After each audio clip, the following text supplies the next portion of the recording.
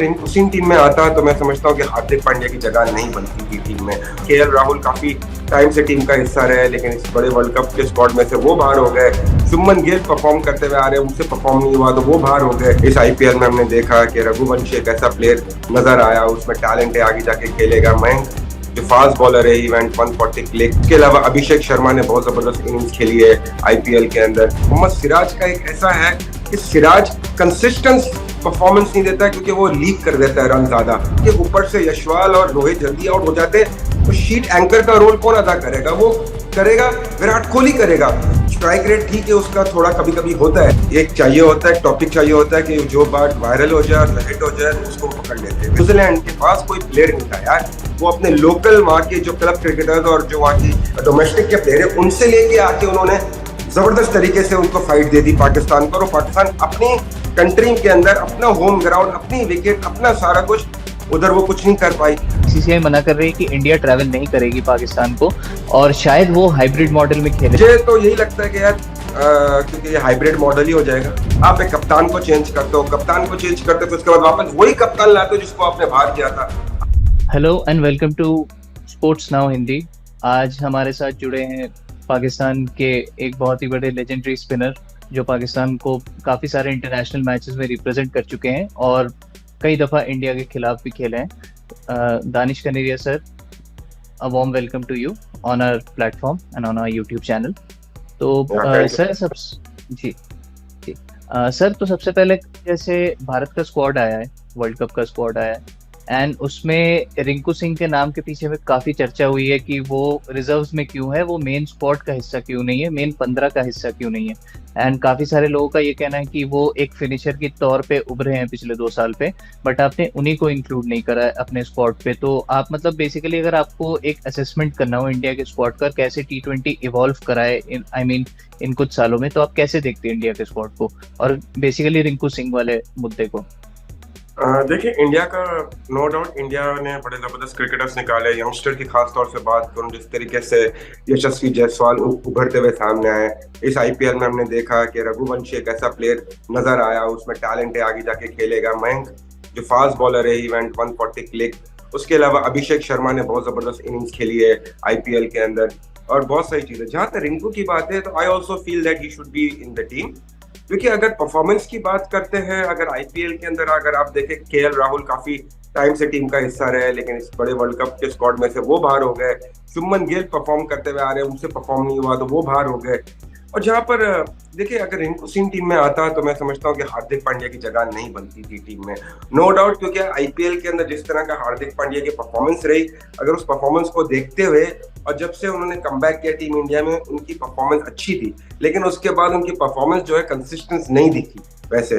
तो मैं समझता हूँ कि जब आपके पास शिवम दुबे एक बड़ा जबरदस्त ऑलराउंडर मौजूद है, जिसने सीएसके की तरफ से बड़ी जबरदस्त इनिंग खेली है और अच्छी फॉर्म के अंदर है, बड़ा अच्छा टैलेंट है, अच्छा मारता है, उसके साथ साथ अगर रिंकू सिंह होता गेम फिनिशर का, जो उसको रोल इंडिया ने हमेशा से दिया हुआ था और वो खूबी से निभा रहा था, वो खूबी से बड़ा जबरदस्त तरीके से निभा रहा था, तो मैं समझता हूँ कि रिंकू सिंह की जगह 15 के स्क्वाड में बनती थी। लेकिन हार्दिक पांड्या को अगर ये स्क्वाड को मैं देखूं, तो हार्दिक पांड्या की जगह बनती हुई नजर नहीं आ रही थी, क्योंकि आपके पास एम्पल अमाउंट ऑफ ऑलराउंडर्स है, जहां पर अक्षर पटेल है, रविंद्र जडेजा है, ये जो एक फिनिशिंग का रोल अदा कर सकते हैं। फिर उसके बाद आपका स्पिन डिपार्टमेंट भी काफी अच्छा है, चहल आ गया है, कुलदीप यादव अच्छी बॉलिंग कर रहे हैं। और जहां पर फास्ट बॉलिंग की बात है, no doubt Jasprit Bumrah, we all know, one of the finest fast bowlers.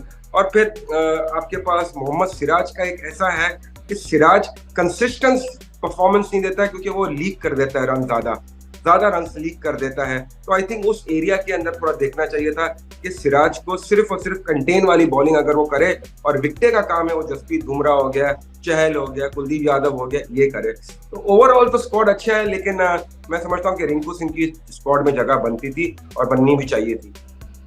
जी जी।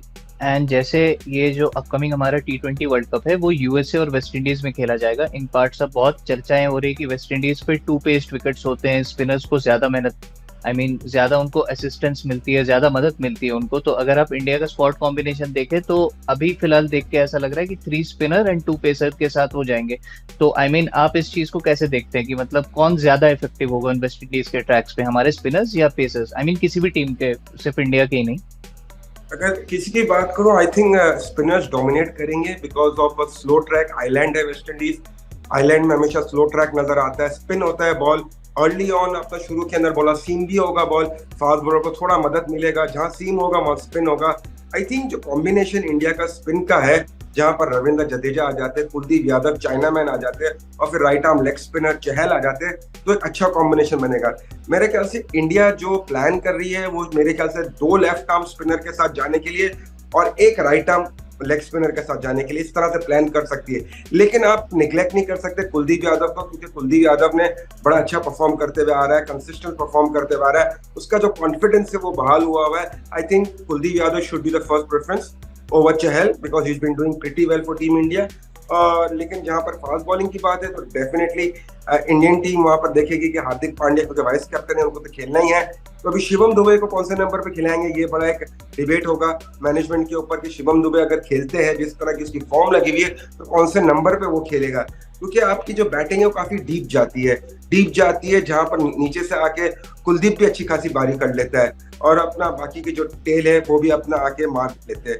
तो ये डिपेंड करता है कि इंडिया कौन से वेस्ट इंडीज के अंदर कौन से ग्राउंड पे खेलती है। जमैका में मैचेस है, यहाँ पर यूएसए के अंदर उनके जो मैचेस होंगे वो फ्लोरिडेल में होंगे, विकेट काफी स्लो एंड लो रहता है।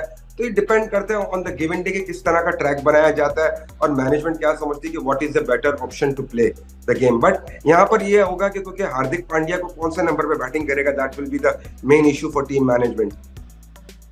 ओके सर, अब मैं एक सवाल आपसे विराट कोहली के ऊपर पूछना चाहूंगा।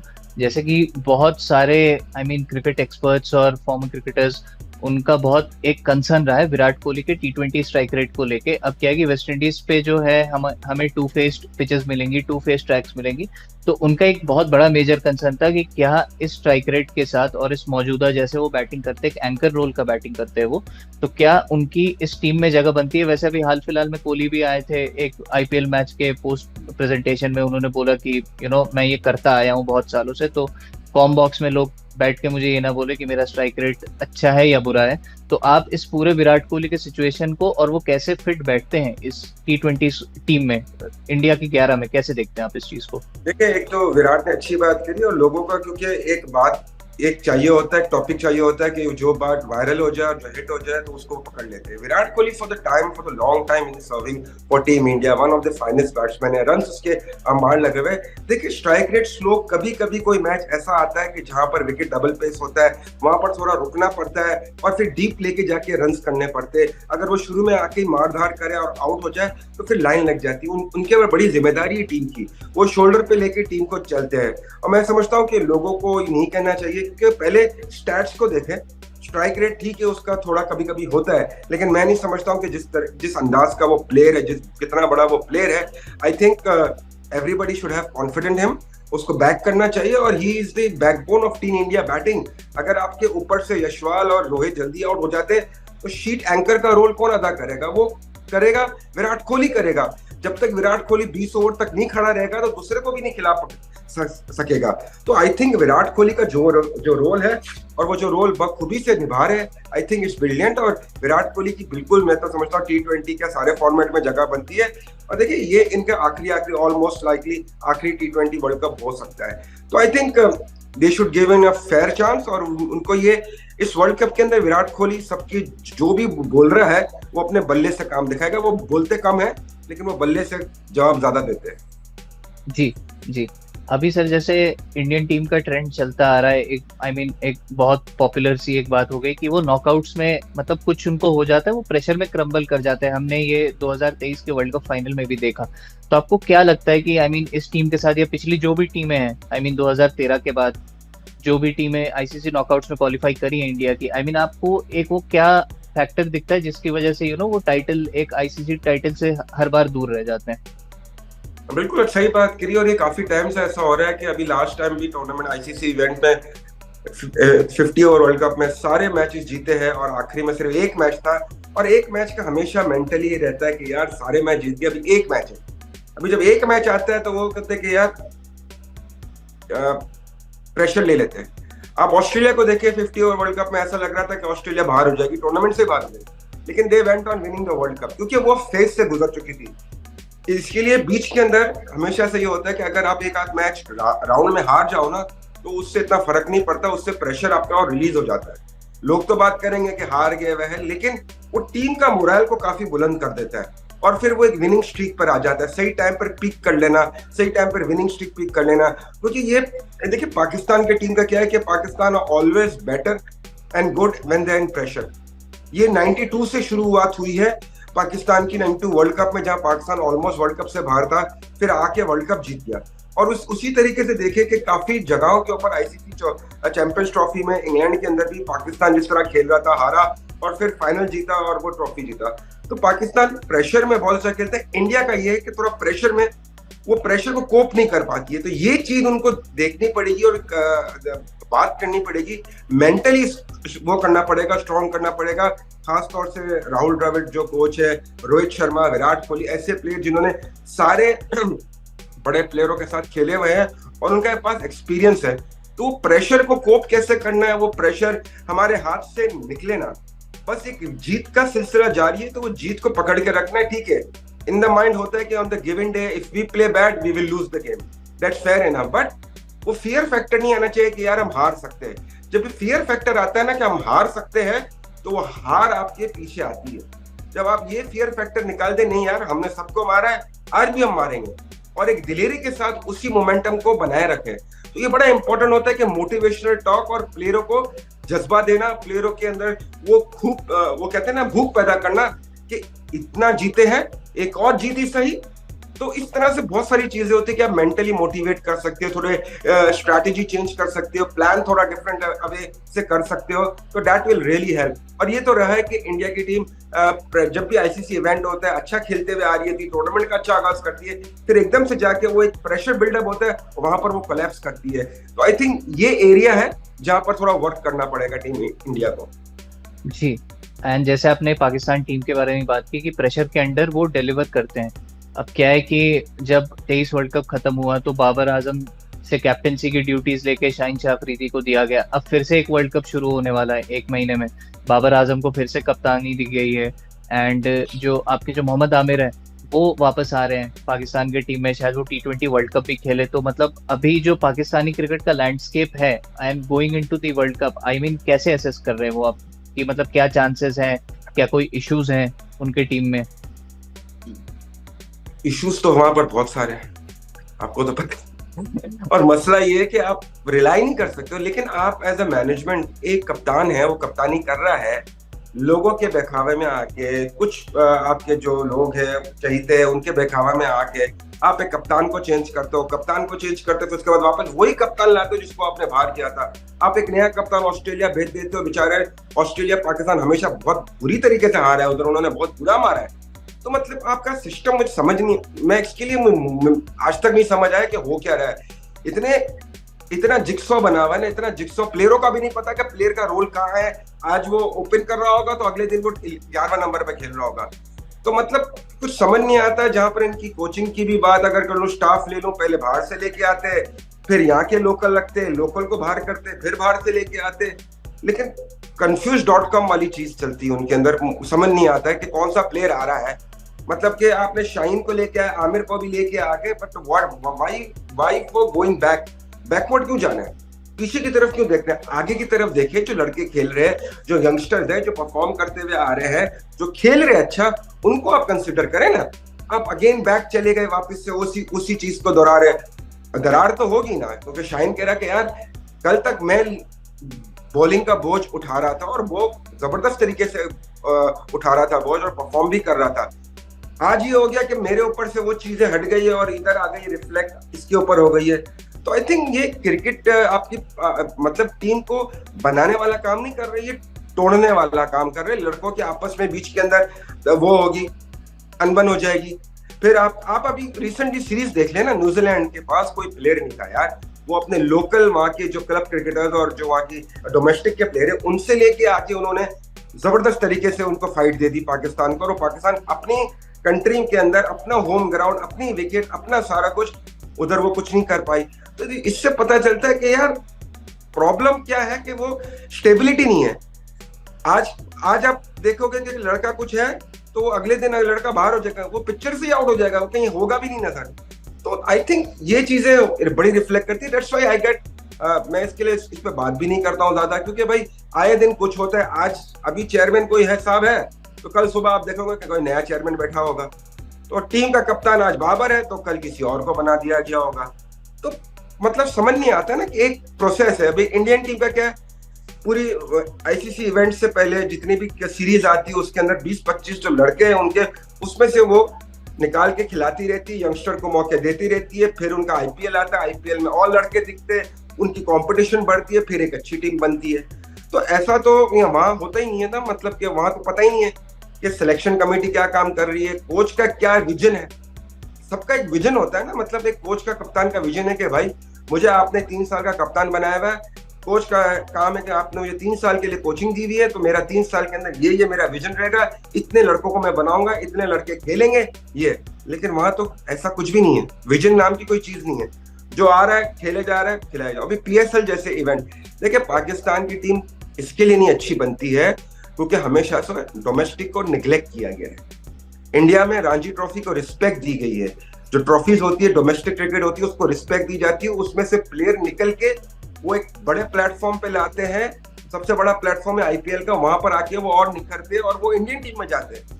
लेकिन पाकिस्तान के अंदर पीएसएल के अंदर से लड़के निकाल के टीम में डालते हैं। तो डोमेस्टिक में जो बेचारे बच्चे लड़के खेल रहे हैं, उनकी परफॉर्मेंस का क्या फायदा? वो फिर परफॉर्म ना करें। आपको अपनी डोमेस्टिक को प्रायोरिटी देनी चाहिए। दुनिया में काउंटी क्रिकेट इंग्लैंड में होती है, वो उसको प्रायोरिटी देती है। शेफील्ड शील्ड होती है ऑस्ट्रेलिया में, वो उसको प्रायोरिटी देती है। ये बिग बैश हो गया, ये हो गया, ये तो फ्रेंचाइज क्रिकेट है ना, इसको इतनी प्रायोरिटी तो नहीं देती। इवन इंडिया भी प्रायोरिटी रणजी ट्रॉफी को देती है। तो ये सारी जब आप गलतियां करोगे, और अभी की बात नहीं है, काफी टाइम से ये चल रहा है कि डोमेस्टिक क्रिकेट से क्यों नहीं लड़कों का इंटरेस्ट बढ़ता है। जितने भी इंटरनेशनल प्लेयर है पाकिस्तान के, क्यों डोमेस्टिक क्रिकेट में क्यों नहीं ज्यादा खेलते हुए नजर आते हैं? क्योंकि उनको पता कोई फायदा नहीं है, फायदा नहीं है। और बेचारे जो खेल रहे हैं वो बेचारे रगड़ा खा रहे हैं, उनकी परफॉर्मेंस से वो बेचारे टीम में नहीं आ रहे। तो ये एक फुकदान है जी। तो अभी आपने थोड़ा सा टच अपॉन किया था इनके कोचिंग स्ट्रक्चर और इनके कोचेस के ऊपर। जैसे मिकी आर्थर भी काफी लंबे समय तक रहे हैं पाकिस्तान के। आप मेंटर बोल लो, डायरेक्टर ऑफ क्रिकेट बोल लो, जो भी उनको कह रहे हो, लेकिन अब थोड़ा सा अप्रोच चेंज होता हुआ हमको नजर आ रहा है, क्योंकि इन्होंने 2 कोचेस अपॉइंट करे, जेसन गिलेस्पी रेड बॉल के लिए, गैरी कर्स्टन व्हाइट बॉल के लिए। बेसिकली एक मॉडल है जो इंग्लैंड फॉलो करती आई है, उनको रिजल्ट भी मिले उससे। तो पाकिस्तान ने भी आई गेस सेम उसी मॉडल पे अपने वो इंटरनेशनल क्रिकेट को बेस करना चाह रहे हैं। तो आप इस सिनेरियो को कैसे देखते हैं, क्योंकि शायद पहले कभी हुआ नहीं है पाकिस्तान क्रिकेट में कि 2 अलग अलग बॉल्स के लिए 2 अलग अलग कोच। वही बात सुनिए, हर किसी का अपना एक मॉडल होता है। हर किसी का एक मॉडल होता है जो शुरू से चलता हुआ आ रहा था, उसी पे वो स्टिक रहते, उस पर कामयाबी मिलती। हमारे वहां उसको देखते, अच्छा भाई ये अच्छा काम कर रहा है, चलो हम ये मॉडल को अप्लाई करते थे। अच्छा भाई तू ये काम कर रहा है, चलो हम ये मॉडल अप्लाई कर। वो मॉडल अप्लाई करने के चक्कर में ही टीम का बेड़ा गर्क हो जाता है। अभी मुझे बताया ना कि पाकिस्तान, देखिए इंटरनेशनल क्रिकेट में कोचिंग तो कुछ होती नहीं, इट्स ऑल अबाउट मेंटोरिंग होती है। व्हाइट बॉल क्रिकेट के लिए अलग कोच, रेड बॉल क्रिकेट के अलग। मुझे बताया व्हाइट बॉल की टीम अलग है और रेड बॉल की टीम अलग है। कितने लड़के उसमें चेंज? लड़के तो वही है, आधा ज्यादा लड़के तो वही है ना। तो वो क्या डिफरेंशिएट करेगा? लेकिन अगर कोच एक होता है तो मैं समझता हूँ दैट इज अ बेटर, क्योंकि वो मेंटोरिंग सही से कर सकता है। क्योंकि हमने खेला है, हमारे टाइम पर बॉब वुडवर्ड थे कोच, वो 3 साल तक रहे। व्हाइट बॉल का भी वही था, रेड बॉल का भी वही था। उसको लड़कों को पता था कि ये लड़के इस टेस्ट क्रिकेट के लिए, ये व्हाइट बॉल क्रिकेट के लिए, उसी तरह उनसे काम करवाते थे, उसी तरह उनसे लेके चलते थे। क्योंकि जितना ज्यादा कोच जो होता है अपना टीम के प्लेयरों के साथ जितना ज्यादा रहेगा, वो उतना उनको मेंटली समझ सकेगा कि मेंटालिटी क्या कहती है प्लेयर की। एक टाइम पर वो चला जाएगा। अभी वो व्हाइट बॉल वाला कोच चला गया, अच्छा भाई व्हाइट बॉल का काम हो गया, लेकिन व्हाइट बॉल के लड़के टेस्ट क्रिकेट भी खेल रहे हैं। टेस्ट क्रिकेट के कोच है, उन्होंने बोला कि भाई तू ये काम कर। अभी वो लड़का बोलेगा यार ये बोल रहा है ये काम कर, वो बोल रहा है वो काम करूं तो मैं कौन सा काम करूं? लेकिन 2 डिफरेंट कोचेस हो जाते हैं तो मेंटली प्लेयर भी डिस्टर्ब रहता है। एक कह रहा है कि तेज खेलने के लिए, एक कह रहा है ठक्का लगाने के लिए। अभी आजकल तो टेस्ट क्रिकेट भी T20 वाली बन गई है ना बॉस। आप देखिए कि जिस तरह इंग्लैंड ने, मैकलम ने आके चेंज कर दिया, तो वो क्या किया टेस्ट क्रिकेट में आके, भाई ये 3 रन 4 रन की एवरेज से नहीं, 6-8 रन से खेलो, मारो, खुला खेलो, आउट हो जाओ 100 पे आउट हो जाओ चलेगा, लेकिन खुला खेलो। तो वही चीज तो T20 में भी नजर आ रही है बॉस। वही चीज सिमिलैरिटी T20 में भी नजर आ रही है ना, वो T20 का ट्रेंड टेस्ट क्रिकेट में लेके आ गया। तो मेरे ख्याल से ये कोचेस को डिफरेंट लेके आना, डिफरेंट करना, मैं नहीं समझता हूँ कि ये वो है। आपने अगर डिफरेंट रखना है तो एक कोच को आप रखें एकेडमी, एकेडमी जो है आपकी वहां रखें, वहां वो पूरे साल अंडर 19 के बच्चों से लेके काम करे और फिर वो सीनियर टीम में भेजे। जैसे MRF एकेडमी, वहां पर एक कंटिन्यूस काम हो रहा होता है, कंटिन्यूस काम होता है, तो फॉरेन कोचेस भी आते रहते हैं, काम करते रहते हैं, बच्चे जाते रहते हैं, बनते रहते हैं और फिर टीम में आते रहते हैं। तो ये सिस्टम होना चाहिए था कि आपका जो एकेडमी है वहां पर पूरे साल एक फॉरेनर आके रहे, चाहे वो गैरी कर्स्टन, और Gary Kirsten one of the best coach no doubt, the way he brings in too much experience he brings it, और उसने इंडिया को वर्ल्ड कप भी जिताया हुआ है। आई थिंक उन्होंने वर्ल्ड कप शायद वो व्हाइट बॉल का जिताया था ना 2011 में, हाँ जी, MS धोनी के अंडर। तो उनको टेस्ट टीम का कोच बना दिया। जी आप खुद देखें ना, डिफरेंशिएट देखें। तो मैं समझता हूँ जी कि ऐसे अगर मेरे हाथ में होता, अगर मैं समझता हूँ कि जेसन गिलिस्पी को हेड कोच बनाते एकेडमी का, गैरी कर्स्टन के अंदर व्हाइट एंड रेड बॉल की टीम देते और एक कॉम्बिनेशन के साथ दोनों काम करते, दोनों कोचेस आपस में डिस्कस करके कि ये लड़का तैयार हो रहा है, इसकी ये प्रॉब्लम है, आप जाके इसको यहाँ सही करो। एक प्रोसेस है ना, इस तरह से प्रोसेस चलता है, तो I think that should have been more better. I don't think so it will work. आप देखेगा यार 3-4 महीने में फिर कोई नई चीज आ जाएगी, कोच भी चेंज, कप्तान भी चेंज, सब कुछ चेंज। जी। आखिरी 2 सवाल करूंगा सर मैं आपसे। सबसे पहले ये कि जैसे अगले साल का जो चैंपियंस ट्रॉफी है वो पाकिस्तान में होने वाला है, जैसा कि शेड्यूल निकला है, तो पिछले साल जो हमने एशिया कप देखा था वो एक हाइब्रिड मॉडल में खेला गया था, तो वो एक टॉक रह रही है कि क्या इंडिया ट्रैवल करेगी पाकिस्तान में। अब आज जो है एरी मीडिया ने एक रिपोर्ट पब्लिश करी थी कि ऑलमोस्ट इंडिया ने वो एक वेन्यू लॉक इन कर लिया है, गद्दाफी स्टेडियम लाहौर में। बट कॉन्ट्राडिक्टरी टू दिस, एक अलग से सोर्स कह रहे हैं कि BCCI मना कर रही है कि इंडिया ट्रैवल नहीं करेगी पाकिस्तान को, और शायद वो हाइब्रिड मॉडल में खेले। तो इस चीज को आप मतलब कैसे देखते हो, ये जो एक कॉन्फ्लिक्ट है और बेसिकली ICC टूर्नामेंट में है, तो ये आप इस चीज को कैसे देखते हो? देखिए ये बहुत टाइम से चल रहा है, तो मैं तो हमेशा कह रहा हूँ कि यार देखिए, एक तो बातों की बारिश दोनों जगह हो जाती है। हमारे वाले कुछ अजीब सारी बात कर जाते हैं, वो सुबह उठ के इंडिया के खिलाफ, इंडिया ने ये कर दिया वो कर दिया, वो क्योंकि चलता है उस पे ना, वो मतलब मंजन ही उस पे चल रहा होता है। अभी सोच समझने की बात ये थी कि आप एक अच्छी टीम बनाए, दुबई में जाके एक मीटिंग करें आपस में। देखिए कंसर्न तो है, BCCI का कंसर्न है, PCB का कंसर्न है, दोनों का कंसर्न तो रहेगा, क्योंकि ये ऊपर लेवल की बात है, और ऊपर जब लेवल की बात है तो वो रहेगा कंसर्न। मुझे तो यही लगता है कि यार क्योंकि ये हाइब्रिड मॉडल ही हो जाएगा एंड ऑफ जब, क्योंकि अभी तो वर्ल्ड कप है ये है, उस पर चलेगा, और फिर वर्ल्ड कप के अंदर थोड़ा और गर्मी पकड़ेगा, कोई बयान आ जाएगा, वहां से बयान आएगा, यहाँ से बयान आएगा, कुछ चलेगा। जैसे लास्ट टाइम हुआ था कि यार ऐसा नहीं हो सकता, हुआ तो वही ना, एंड ऑफ द डे तो क्या हुआ, हाइब्रिड मॉडल ही हुआ। और मैं I think ICC champions trophy जब तक आएगी तो ये तय हो जाएगा और इसमें हाइब्रिड मॉडल का इस्तेमाल होगा। आई डोंट थिंक सो कि इंडियन टीम ट्रैवल करेगी। जी जी।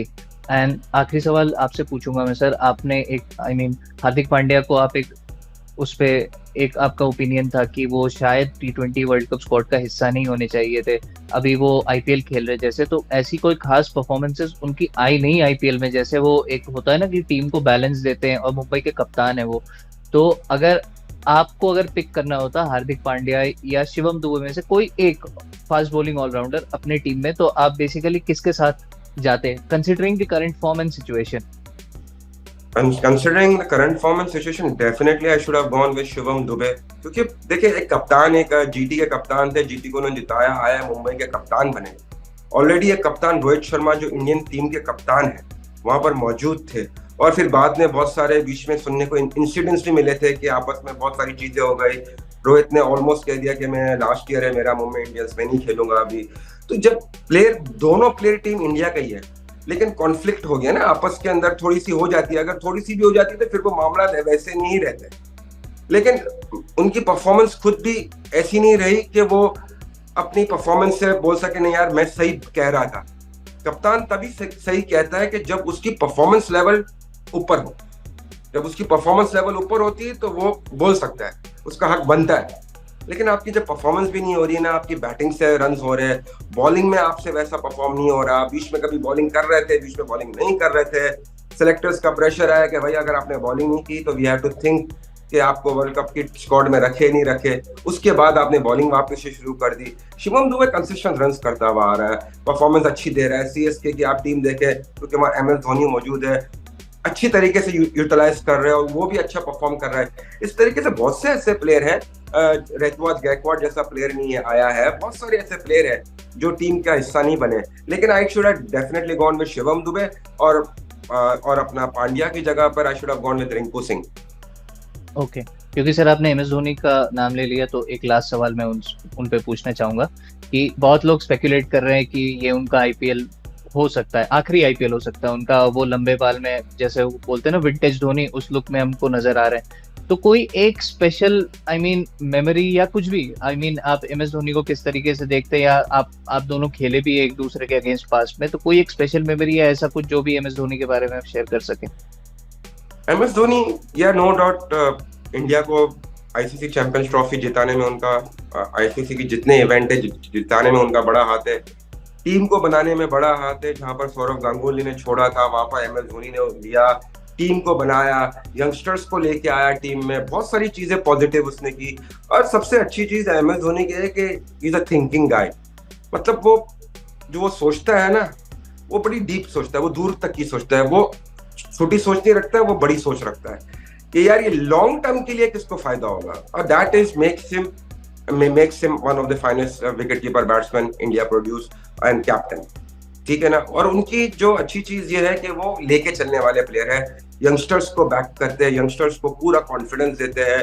और जिस तरह से वो इस एज में भी आके कीपिंग कर रहे हैं, इस एज में भी आके छक्के मारे, लोग तो ये भी कह रहे थे कि वो रिटायरमेंट से निकल के आके इंडियन टीम का हिस्सा बनेंगे, क्योंकि जिस तरह वो खेल रहा है। और जहां आपने बात की रिटायरमेंट की, देखिए इट डिपेंड्स के प्लेयर क्या फील करता है।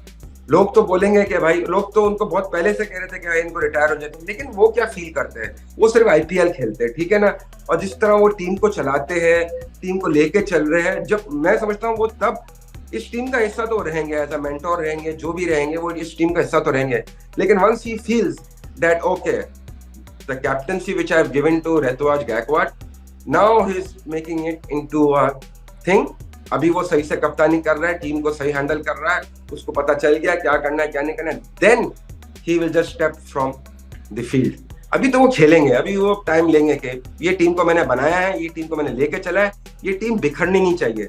और जब तक ये टीम बन जाएगी प्रॉपर, मेरे आंखों के सामने और रहेगी कि हाँ इस तरह से हैंडल करना है, I think then he will just sit in the dugout and monitor the team until he will play. कोई स्पेशल मेमोरी आप के प्लेइंग डेज से, क्योंकि आप खेले भी थे उनके अगेंस्ट? वो एक बहुत बड़ा एक वाकया है, फैसलाबाद में टेस्ट मैच था, तो वो मैं बॉलिंग कर रहा था, तो बॉलिंग करके आया, वो काफी रील वायरल भी हुई है। तो मैं वो आया, निकल के मारा, मैंने बॉल किया, तो मैं ऐसे यूं करने गया जोर से, तो बॉल जोर से नीचे लग गया। फिर उसके बाद एम एस धोनी ने मुझे दो छक्के मार दिए, 3 छक्के मार दिए, फिर मैंने उनको बाद में आउट भी किया। तो मतलब ये तो प्लेयर्स के आपस में जब खेल रहे होते हैं, जब आप फील्ड में होते हो, तो वो एक चलती रहती है। क्योंकि बॉलिंग के अंदर एग्रेशन मेरा बहुत ज्यादा होता था, एग्रेशन बहुत था मेरे अंदर, तो वो एग्रेशन को कंट्रोल नहीं कर सका है क्योंकि हीट ऑफ द मूवमेंट होती है। लेकिन ऐसा नहीं है, वेरी हम्बल गाय, अच्छा हमेशा मिलते रहे, जब भी मिले हैं अच्छी तरीके से मिले हैं। और तो मैं समझता हूँ कि वो एक इंसिडेंस है जो ग्राउंड पे होता रहता है, क्योंकि वो कराची का भी टेस्ट है, मैंने उनको बोल्ड किया था, तो एग्रेशन में बहुत सारा सेलिब्रेट किया। तो मतलब ये ऑन द फील्ड, क्योंकि आप जब एक कंट्री से खेल रहे होते हो, वो एक ऑनर होता है, आप एम्बेसडर होते हैं, तो you are just fighting to win the game and to fighting to आप अच्छा परफॉर्म कर सके। क्योंकि सबकी एक वो होता है ना कि एक परफॉर्मेंस, अगर परफॉर्म नहीं किया तो टीम से बाहर हो जाओगे, तो एक बहुत सारी चीजें चल रही होती है दिमाग में। तो बस वो हीट ऑफ द मोमेंट होता है, एग्रेशन होता है, तो वहां पर एम एस धोनी के साथ ऐसी चीजें हुई थी, उसके अलावा तो ऐसा कुछ नहीं। जी, इसी के साथ we'll wrap it up, Danish sir. I mean, it was really nice talking to you, and thank you so much for your time. Thank you. Thank you ji, thank you. Thank you.